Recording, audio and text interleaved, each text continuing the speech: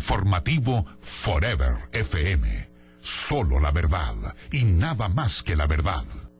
8 de la mañana, 41 minutos, jueves 3 de febrero de 2011. Estamos con el licenciado Carlos Calero, director general de Asesor Contable.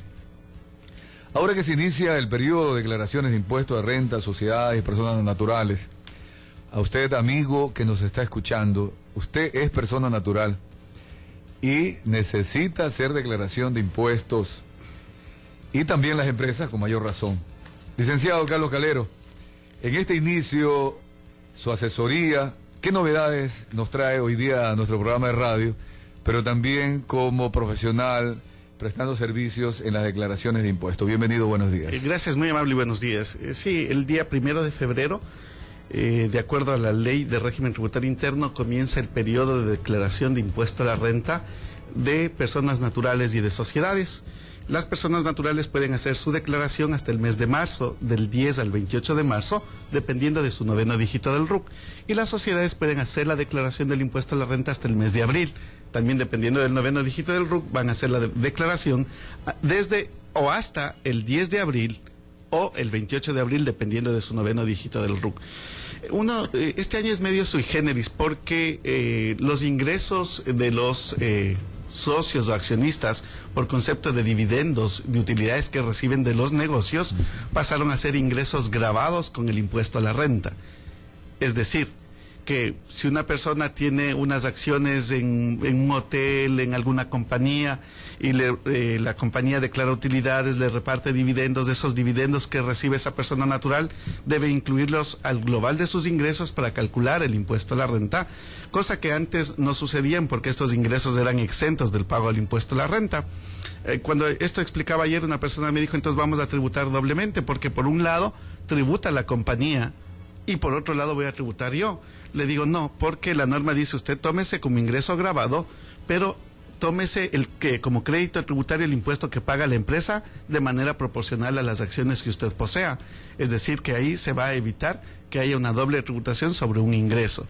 Pero si una persona natural va a declarar en marzo y la sociedad va a declarar en abril, y recién en abril le dan el reporte de los ingresos, la primera idea que yo tenía es que el Estado debía haber cambiado las fechas de declaración de impuesto para las personas naturales y no que hagan en marzo, sino postergarlas a mayo, posterior a que haga la declaración del impuesto a la renta la sociedad.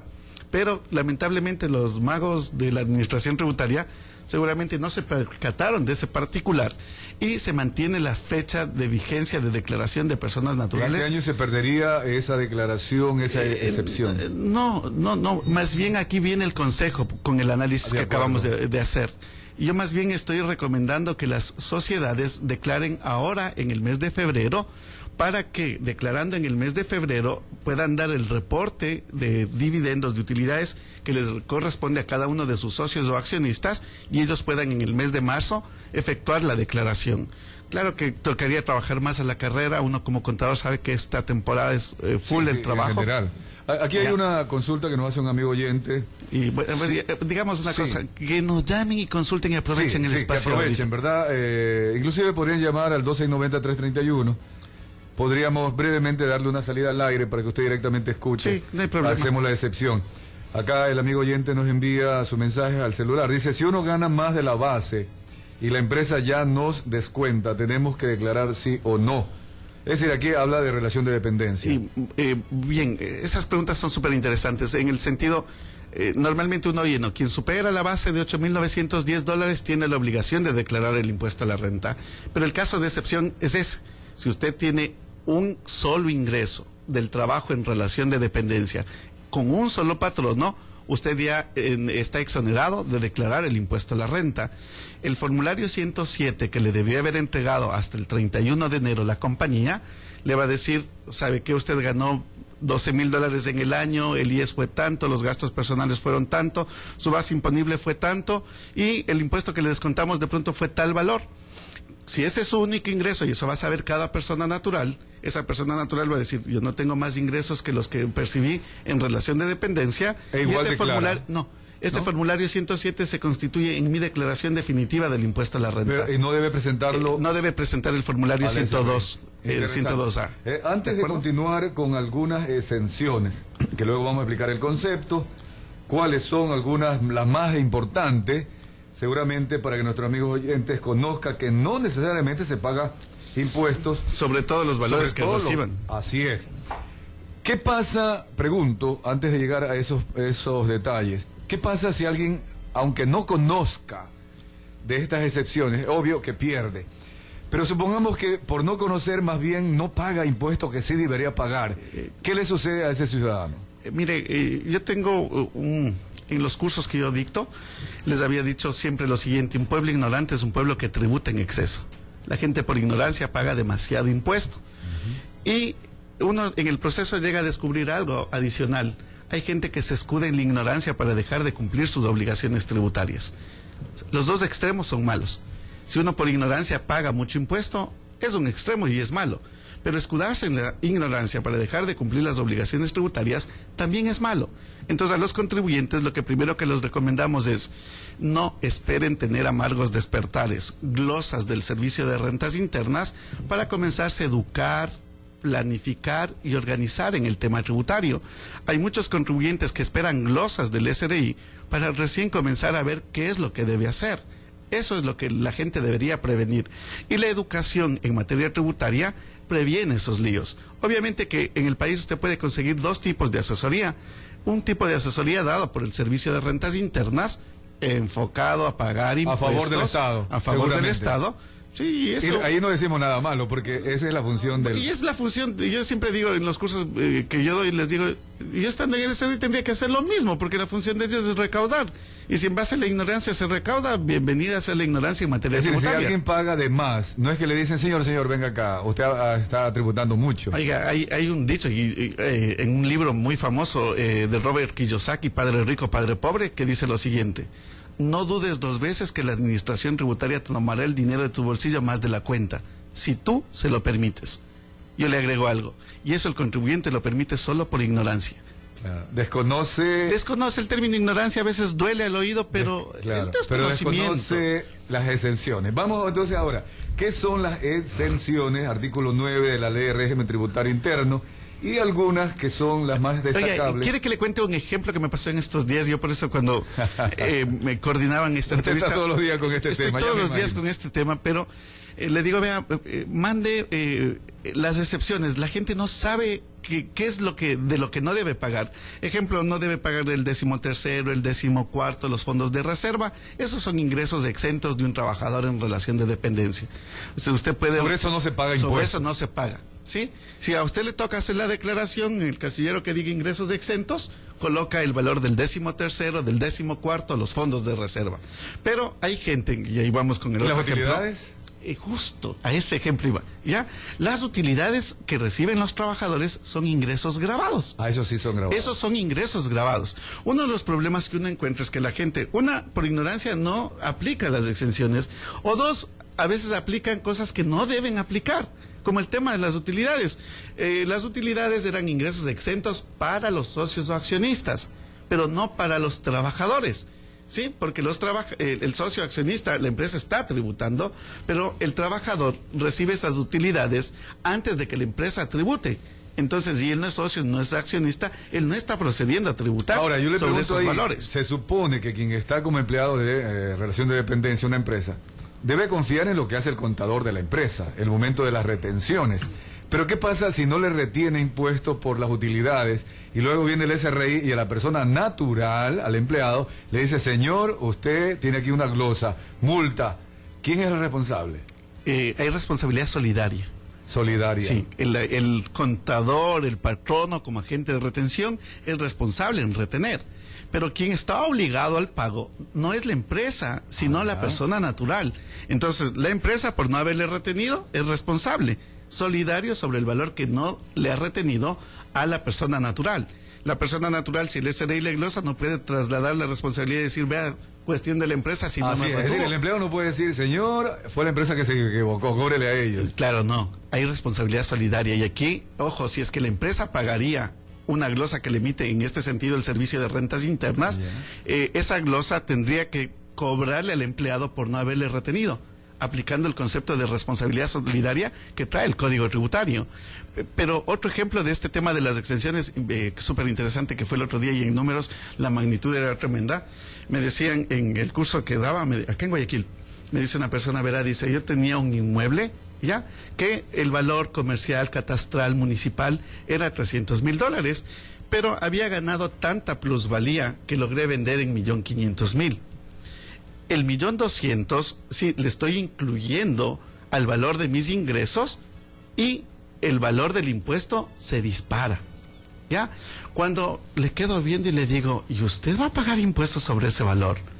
Claro, dice, porque es un ingreso, es una utilidad que yo obtuve. La plusvalía. La plusvalía. Para que algunas personas que quizás no conocen. La ganancia, el valor. Yo compré un bien en 300 y ahora lo vendo en 1.500.000. Entonces, una diferencia de una utilidad de 1.200.000. Le digo, oiga, aplique el artículo 9 de la Ley Orgánica del Régimen Tributario Interno, exenciones, numeral 14. Sí, cuando usted lee el numeral 14, dice usted le veo bastante informado. No, acá tengo, dice, lo generado por la enajenación ocasional del inmueble, acciones o participaciones. Ya, enajenación ocasional de inmuebles. Es decir, que no se dedica al negocio de bienes raíces. Muy bien. Este señor no era que se dedica a vender bienes raíces, era una venta ocasional que él hace, y eso es exento del pago del impuesto a la renta. La plusvalía es exenta. Interesante. Hace poquito alguien me hablaba sobre el pago de impuesto por una plusvalía, y era un experto en bienes raíces. Entonces fíjese que allí quizás él sí debería pagar. Claro, porque él está dedicado a la actividad inmobiliaria. Pero su cliente, que por allí tiene ocasionalmente la venta. Así es, él está exento del pago del impuesto a la renta. Pero él, cuando haga su declaración del impuesto a la renta en ingresos exentos, va a poner $1.200.000. Va a declararlo, pero no va a pagar. Declaración no es sinónimo de pago. Muchas veces hay que declarar aun cuando no se deba pagar. Entonces a este contribuyente le decía, no mande a pagar el valor, solo declare el 1.200.000. Le veo que se lanza una risotada en medio curso. Le digo, oye, ¿usted de qué se ríe? Oiga, dice, no, es que me doy por bien servido. Verá, dice, he venido al curso. Se pagó el curso. Claro, y es lo que decía él, ¿no? He venido al curso, pagué tal valor, me dan material, me dan break, me dan almuerzo, me dan certificado. Comparado con el que me acabo de ahorrar, fue buen negocio. Sí, justamente a prepararme. Acá yo tengo una serie de numerales y me hubiera encantado leerlos todos para que nuestros amigos oyentes aprendan esto y ahorren impuestos. Esto es una cosa que hay que diferenciar, que tengan un escudo que los proteja eso para no pagar algo que no corresponde. Bueno, técnicamente, aun cuando la gente se espanta, eso se llama eludir impuestos. Algunos lo califican como delito y los mal utilizan, la elusión. Eso no es delito, eso no es delito. Incluso le escuchaba a don Carlos Mar Carrasco, director general del Servicio de Rentas Internas, que manifiesta que la elusión es lo mismo que la evasión, que eludir es una forma elegante de evadir los impuestos. ¿De acuerdo? Eludir es bajar impuestos de manera legal. Eludir, bajar impuestos de manera legal. Evadir es bajar impuestos de manera ilegal. Es que como somos futboleros, en el fútbol, evadir o eludir, lo eludió, dice el narrador deportivo, lo toma como sinónimo. Claro. Pero en tributario... No, incluso el diccionario jurídico, el diccionario de la Real Academia de la Lengua Española, hace la diferenciación entre eludir y evadir. Pero si al oído les espanta el término, en Colombia hay una jurisprudencia que en Colombia estableció que eludir y evadir es lo mismo, y que lo que se hace para optimizar el pago de los impuestos con la ley en la mano, que es lo que hacemos los especialistas en materia tributaria, se lo llame ahorro fiscal lícito. Para cambiarle ese estigma. Así es, si es que no quieren llamar de eludir impuestos ya, entonces llámelo ahorro fiscal. Por eso yo le llamaba escudo fiscal, porque protege y le da la exención, que hay que aclarar. Algunas personas hablan de excepción, no es exención. Es con N, no con P. Sí, exento. Exacto, incluso yo la otra vez veía en la televisión, pero ya lo rectificaron. Sí, yo lo vi también. Después de un comentario que yo hice, decía, están exentos del pago del impuesto hasta $400 en la aduana, sí, o 4 kilos, algo así, decía la propaganda, están exentos. Y escribían con XC, exentos. La palabra exentos es solo con X, no con C al lado. La palabra exentos XC no existe en el diccionario, pero eso sale en una publicidad del Estado con el pago de nuestros impuestos. Pero si quiere enséñanos a escribir. No, pues. no, es lógico. Ahí viene el tema de que nosotros financiamos al Estado y deberíamos exigir el buen uso del dinero. A eso se refiere cuando también hasta las faltas ortografías deberían ser evitadas. O sea, deberían ser evitadas porque no solo que malgasten o no en publicidad, y a la gente a veces le duele, dice, el otro día un participante me decía, a mí me duele pagar impuestos, no quiero pagar impuestos. Le digo, ¿por qué? Porque no administran bien nuestros recursos. Le digo, acuérdese de una cosa, el término impuestos es una imposición y usted debe pagar los impuestos como ciudadanos responsables, sí, aprobamos una constitución y hasta para después poder exigir al Estado que cumpla. Sí, eso es interesante. Ya, para poder exigir al Estado así que pague cumpla. $10 al año a alguien. Tiene todo el derecho como el que paga 1 millón. Así es, pero si nosotros no pagamos nada, ¿sí? ¿Cómo podríamos exigir que el Estado cumpla con uno? ¿Ya? Si no es de pagar nada con la ley en la mano, tampoco se espanten. ¿Sí? El otro día me decían, y les demostraba en curso de planificación tributaria que acabé de dar en enero, que el año para mí anterior fue tan bueno que no pagó nada de impuestos. Cuando la gente me oye, no, el año fue tan bueno que no voy a pagar nada de impuestos, me dicen, ¿y a qué obedece eso? A una correcta planificación tributaria. Entonces, me he acogido a las deducciones que la ley establece y reinvertido el dinero, ¿de acuerdo? He gastado el dinero para efectos tributarios y en base al artículo 10 de la Ley de Régimen Tributario Interno aplico todas las deducciones que la ley permite. En base al artículo 8 de la ley no declaro los ingresos sino hasta cuando perciba el valor y devenga el valor. Uno de los problemas y un ejemplo clásico a nivel de constructores, en diciembre habían facturado obras públicas para ser realizadas, para que el presupuesto general del Estado no se lo pierda. Entonces facturan, les pagan, cobran todo el valor y tienen solo ingresos en el año 2010. Y los gastos los van a comenzar a efectuar en el año 2011. Un constructor me llama acá en la ciudad de Guayaquil y me decía, ¿sabe qué? Facturé $1 millón y el impuesto que causo sobre $1 millón, vaya a ver el valor que me toca pagar. Porque todavía no ha invertido nada de ese $1 millón. No. Le digo, ¿y qué está haciendo su contadora? Me dice, aquí está mi estado de resultados. Ingresos $1 millón, gastos 0, utilidades $1 millón. Primero, el 15% a trabajadores, 150,000. Después de eso, el 25% de impuesto a la renta, sobre la diferencia, 21,250. 212,500. Si sumo 212,500 más los 150,000, me da $362,500 que debo pagar. Si es que yo cojo y pago ese valor, no voy a poder cumplir con la obra. Voy a quebrar. Claro. Le digo, lo que pasa es que a su contadora le hace falta asesoría. Claro, no ha asistido a los seminarios. No ha asistido a los seminarios. Oye, sí, mire, acá hay algo que... Eso, y solo para concluir el ejemplo, eso hay que mandarle al pasivo como ingresos diferidos. Claro. Porque eso todavía técnicamente... Si no lo ha devengado, por último. Ese es el término. Claro. El artículo 8 de la Ley de Régimen Tributario Interno dice que son ingresos los percibidos por concepto de... Yo todavía el concepto de no lo he dado. Así es. Y el término devengado está en la NEC, en la Norma Ecuatoriana de Contabilidad número 9 y en la NIC 18. Sí, para quienes ya están aplicando las NIF, las normas internacionales. Algunos que todavía no lo están haciendo y no saben, a pesar de que yo he entrevistado a algunos expertos y quizás no he notado, ¿no?, que se estén preocupando de esas nuevas formas de contabilidad. Así es, pero la gente debe aplicar. Entonces ahí eso no hay que mandar, como les decía, al ingreso, sino al pasivo. Cuando yo le reclasifico, porque todo era pasivo todavía, claro, ¿sí? El $1 millón del ingreso le mandamos con sus clientes. Así es, todavía yo no puedo disponer de la plata. No puede pagar sobre una deuda, pues. Por lo mismo, entonces el $1 millón le mandé al pasivo, el estado de resultados quedó en ingreso 0, gasto 0, utilidad 0, impuestos a pagar 0. Claro. Ahí yo he tenido algunas diferencias. Yo no soy contador, soy ingeniero comercial, pero por eso entienden. Por eso entienden. No, de ahí yo he tenido algunas dificultades con contadores que solo son contadores. Y caramba, que cuesta explicarle lo que usted me está diciendo. Porque ahí estamos hablando de administración financiera. Oiga, no estamos hablando netamente de registrar en libros. Aquí tal vez un consejo, ¿sí? Primero, a veces los contadores tememos porque desconocemos la ley. Sí, y la contadora de esta empresa, cuando había visto el estado de resultados nuevo, no quería firmar porque ella no se iba a ir presa por su jefe. ¿sí? Claro. Bueno, después me llevó el gerente donde la contadora que le asesore de las bases legales. Cuando rato menos pensado dijo, oiga, ¿y mi 15% de utilidades? Ajá.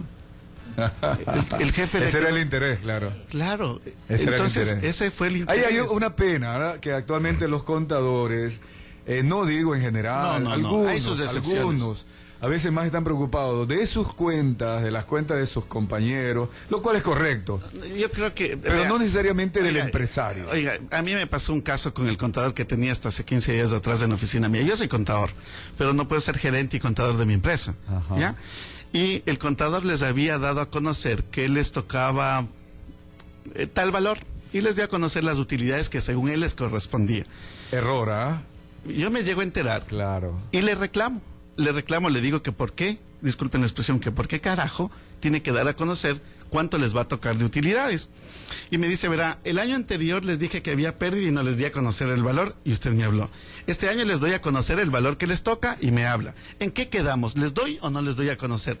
Le digo, tú no puedes dar a conocer. Como salió el abogado anterior, el contador, al igual que el abogado, tiene sigilo profesional. Su código de ética le obliga a guardar la información. El rato que ya declaremos y toque pagar y sepamos cuánto va a pagar, ahí denles a conocer cuánto les corresponde. Porque puede haber en el camino alguna cuenta no registrada, por ejemplo. Sí, y ahí yo le decía, según tú, yo tengo una utilidad en la compañía de $34,000, según él, ¿ya? Pero yo chequeo la contabilidad porque yo no firmo lo que me ponen porque es mi profesión, la contabilidad. Y yo chequeo que tú la facturación estás mandando al ingreso. Pero nosotros habíamos facturado implementación de las NIF, que facturamos en noviembre y el trabajo concluye en marzo. Es decir, que se devenga en marzo. Hay que diferirlo. Entonces hay que diferirlo. Así es, y el valor por diferir estaba todavía en $64,500. Sí, yo creo que en esto yo quisiera aclarar dos cosas antes de concluir, licenciado Carlos Calero. Una cosa es evadir impuestos, perjudicar al Estado. Acá lo que el licenciado Carlos Calero dice, paguemos impuestos, pero con un límite, no paguemos más de lo que realmente corresponde de acuerdo a la ley. Aprendamos a pagar en el momento que la ley nos obliga a pagar. Porque nos quita capital de trabajo si lo pagamos antes. Eso es una primera condición. La segunda, no condición o aclaración más bien. La segunda es que también hubo una historia de expertos contables, también por excepción, no generalidad, que más bien le decían al empresario, vamos a evadir impuestos. Vea, y como que se han ido a la otra banda, decir, ahora voy a que mi jefe me pague todos los impuestos. Oiga, yo no podría discutir lo siguiente. Como habemos contadores que planificamos impuestos, como hay contadores y hay que reconocerlo. El otro día una persona me dice, me da miedo con el cambio del reglamento de facturación. Pero esto fue en algún lado del mundo. Ahí está el tema. Ojo. Como ellos tienen temor de ser solidarios en el delito. No vamos a decir la ciudad que es, ¿no? No, para nada, claro. Pero me decía, digamos en algún lado del mundo, ¿ya? Me decía lo siguiente, oiga, dice, con el cambio del reglamento de facturación me da miedo porque no voy a poder bajar utilidades. Le quedo viendo y le digo, ¿por qué? Me dice, porque se eliminaron el uso de las notas de venta. Le digo, vea, para mí es un alivio que se eliminen notas de venta y que cuando el cliente venga no tenga que decirle usted, factura, nota de venta, factura, nota de venta. Ese es un tema, cuando uno va a un supermercado, va a la farmacia, va a un almacén, la señorita sigue preguntando, ¿le hago factura o no? ¿O a su nombre? Consumidor final. Cuéntenos esta parte, pero brevemente por los minutos. Eso al vendedor en nada le influye. Sí, y yo no entendía por qué esta chica me decía que ya no va a poder bajar utilidades. Le digo, primero, usted ya no va a tener el doble costo, ¿sí?, de tener que imprimir facturas y notas de venta.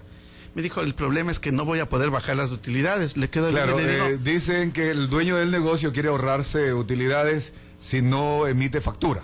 Oiga, lo que pasa es que la ley le obliga a declarar tanto lo que factura como las notas de venta que emite. Igual, ¿sí? ¿no? Igual le tiene que declarar. Es decir, que para el vendedor... Y sobre ambas se tributa. Para el vendedor no hay beneficio, más bien había un perjuicio de tener doble costo. Y perjuicio para el consumidor final. Sí, porque no puede tomarse su crédito tributario por el IVA, no se puede descontar el gasto como deducible. Cuando es nota de venta. De acuerdo. ¿Ya? Entonces le quedo viendo a la chica y le digo, no le entiendo por qué usted baja utilidades con la nota de venta. ¿Sí? ¿Qué le preocupa? ¿Ya? Me queda bien y me dice, ¿no sabrá cómo se bajan las utilidades con notas de venta? Le digo, no. Oiga, dice, mejor yo me voy a dedicar a dar seminarios.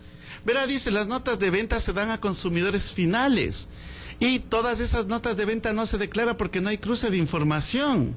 O sea, porque no llega el SRI. Primero, claro. la nota de venta, si va a consumidor final con 999 y nadie declara, ¿verdad? La chica me decía que ella no incluye en su declaración las notas de venta y de ese modo la utilidad se fue al suelo. Se suponía, claro. Entonces yo le quedo viendo y le digo, por Dios santo, primero ahora entiendo por qué a veces hay tanto cambio, el SRI lo debe haber descubierto y por eso el reglamento de facturación ahora lo eliminó. prohíbe, claro. ¿De acuerdo? Si usted quiere utilizar formas legales de optimizar el pago de los impuestos, dejar de declarar los ingresos no es una forma legal. Ahora, también hay problemas en el mismo tema con profesionales independientes, abogados, hablemos de médicos, ingenieros que le hacen algún trabajo. Oiga, yo... Dice, ¿le cobra impuestos o no le cobra impuestos? No, me digo porque yo estoy viniendo cada vez más a Guayaquil por cuestiones de trabajo, ¿ya? Y el día martes de la semana anterior, ¿sí? Por cuestiones de los viajes, nos afectó al oído. Entonces, un dolor de oídos tremendo ese rato, al otorrinolaringólogo, ¿no? Fuimos por aquí, por Guayaquil. ¿Cuánto es después de los exámenes, del chequeo, de sintometría, no sé qué términos técnicos fue que le hicieron todos, ¿no? ¿Cuánto se le debe? Son $70.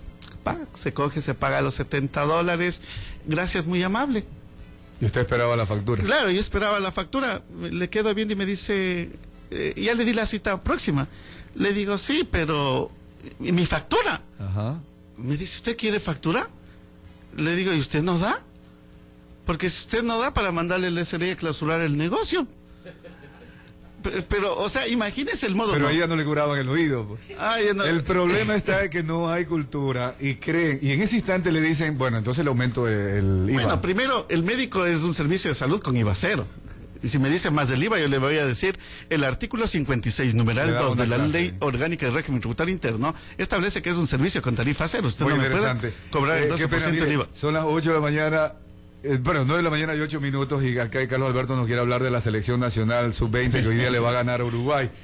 Para concluir, ¿usted cuándo va a dictar su próximo seminario? Porque me quedan tantas preguntas pendientes que nuestros amigos oyentes seguramente quieren saber que como personas naturales también tienen que declarar impuestos, pero a partir de no evasión, sino elusión, que es legal. O el ahorro fiscalicio. O el ahorro fiscal, escudo fiscal. Sí. Vea, nosotros, primero pueden comunicarse a la oficina nuestra acá del asesor contable, al 2288-964.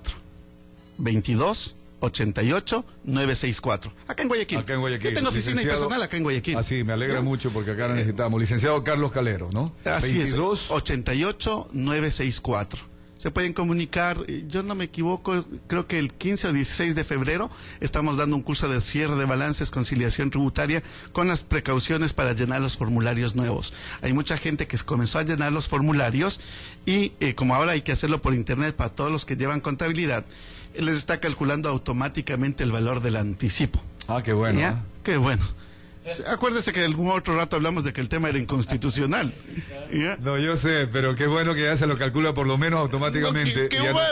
Es que ahí se asusta el contribuyente porque le salió un valor impresionante de anticipo. No, este tema, usted conoce la filosofía de lo que es impuesto, hay que pagar impuestos. Oiga, pero el anticipo no es impuesto. Ahí viene el tema, sí, no, yo estoy con usted. Porque el anticipo le quita capital de trabajo. Pero también he escuchado a empresarias y empresarios, no importa, que es lo mismo, dice, en vez de pagar en febrero, marzo del próximo año, lo pago ahora. Sí, pero con ese dinerito pudo haber generado empleo, pudo haber generado más negocio, hasta febrero, marzo del próximo año. Yo tengo un caso de los más impresionantes acá en Guayaquil. El impuesto a la renta ha causado $250,000. Las retenciones en la fuente que le efectúan sus proveedores, $360,000. Y el anticipo que le sale por el volumen inmenso de ventas, plata, sí, $880,000. Por lo menos, si el Estado la metiera en una cuenta corriente en el Banco Central, estaría ociosa. cuando en el mercado estaría trabajando. Oiga, y con la nueva reforma que hubo desde el año anterior, si usted paga los 880.000, dice que es un impuesto mínimo, no objeto de devolución. Pero viene el tema, licenciado Carlos Calero. ¿Quién es el gobernante o quiénes son los gobernantes? Entonces, Carlos Mar Carrasco, tienes la ley en la mano y el poder. Hay que discutirlo, hay que negociarlo y a ver si en algún momento consensuamos. Oiga, y yo siempre digo algo, ellos tendrán el poder político, pero nosotros tenemos el poder que del conocimiento. Sí, alguna vez digo que ellos comprendan que todos esos millones de dólares que se van a las arcas del Estado durante el ejercicio económico le quitó trabajo a ecuatorianos. Y lo peor del caso es que no quieren devolver el dinero. Cuando deben devolverlo hay otro tipo de problema. Claro. Licenciado Carlos Calero, le deseo éxito, lo van a llamar y lo van a consultar seguramente en el seminario. Dejemos que Carlos Alberto nos hable sobre la sub-20. Muchas gracias. Un gusto, buenos días. Igualmente.